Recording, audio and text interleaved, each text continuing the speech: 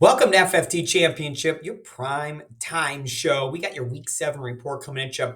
Two things before I start the show. A little different this week. I have a situation which is allowing me not to type very well. Good news, everyone. I'm fine. It's not broken, but it is probably going to keep me in the sucker for this week and probably even next week as well. So, what that means, no full standings updates because that's a lot of cutting and pasting and moving my fingers, and no best ball updates for the next few weeks because that's this hand as well. So, however, I did find a fun way to format some things and give you some good information about where we stand. So let's look at your top 5 scoring teams this week. Your number 5 scoring team was Carlos Questel out of the Manning division, puts up 171.98, led by none other than Lamar Jackson. Your number 4 scoring team is Ryan Franklin out of the Barkley Tonight team name Dickerson division. He 175.36 points, led by the Jalen Hurts to A.J. Brown connection right there.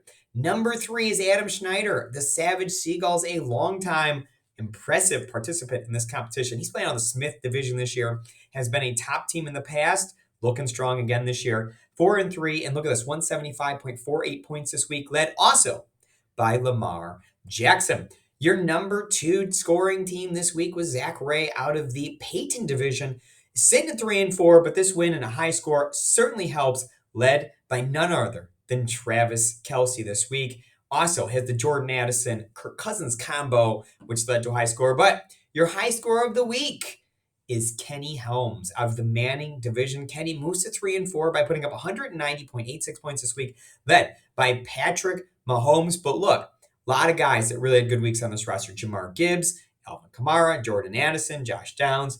Some good players in that roster right there. Looking at your mom said every days like these, Alex Gardner, another longtime participant of this league, another highly successful manager in this league, playing a lot division this year, didn't have a highly successful week. His highest score was Chris Olave, and if you watched that game, wasn't so good for Chris Olave. Tua, only other player could crack double digits. We have some really rough scores in here. Obviously, this team, some bye weeks in play here and some things going on. And of course, he has a kicker that got cut after the game. That's never a good thing for your team. So I'm sure there'll be better days ahead for Alex. Now, look at your closest game of the week, the Munoz division. I was actually involved in this one. I normally play out of the Marino division, but we have an orphan team that is currently in the Munoz division. So I've been managing them a little bit. I've managed them pretty good to a 5-1 start, taking on Tyler, who is also at a 5-1 start. Look at this game. Tyler ends up clipping my little orphan team by 0.4 points.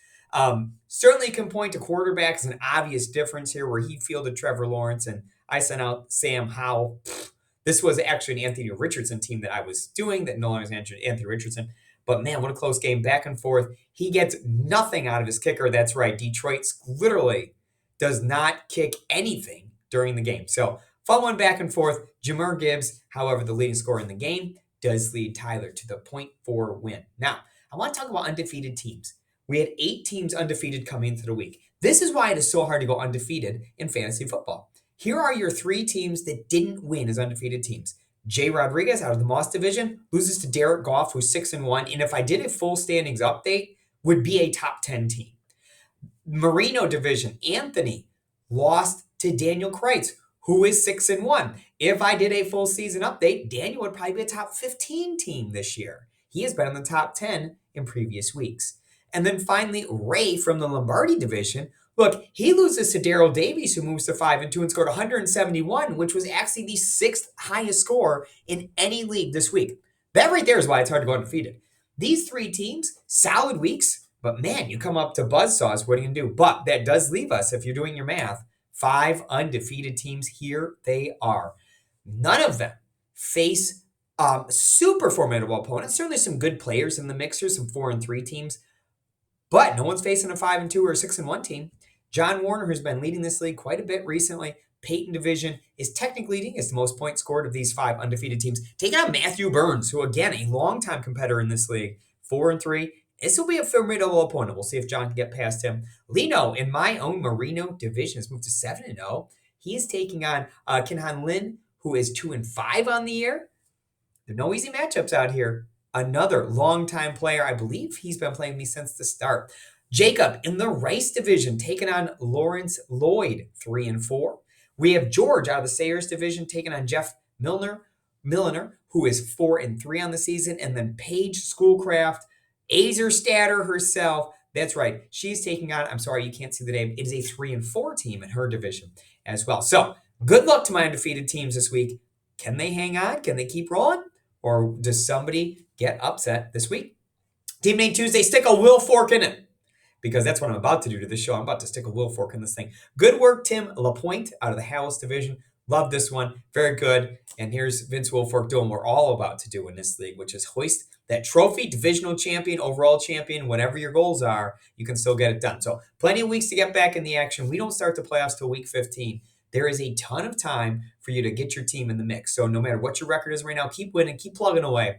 And we will talk to you next week, maybe with a slightly healed hand and a broader, bigger show. But I hope you enjoyed this week's abridged version of the show. And good luck this week. We'll talk to you next week.